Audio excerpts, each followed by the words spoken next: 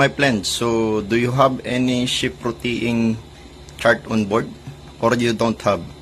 So I will show you one website that you can make a reference for this ship's routing charts. So this is only reference. It's depend to you if you will still use it on board. But this one I use sometimes. So let's go. So you can go here in the passageweather.com. So then after that one, you can go here in the word pilot charts.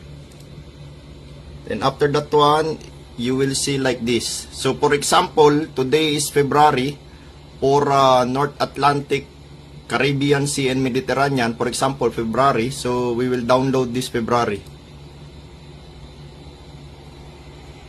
So now if you can see, it's like this one.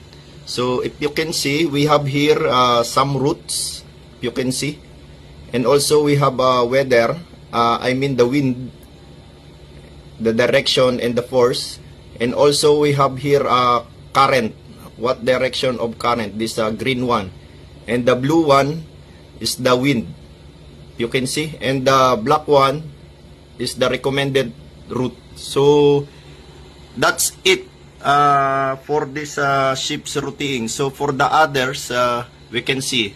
So if you can see, we have here North Atlantic Ocean, Caribbean Sea and Mediterranean.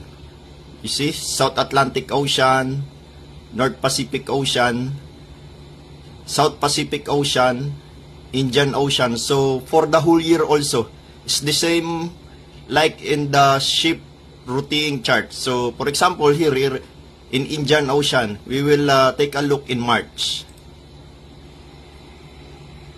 So now if you can see, it's here March, then Indian Ocean, you see, you can see if you from here in the South Africa going to Singapore, like this one, you see, and we have here some current and tides. So it's a good reference for your passage planning. So that's all, my friend. I hope that did you take something for this one.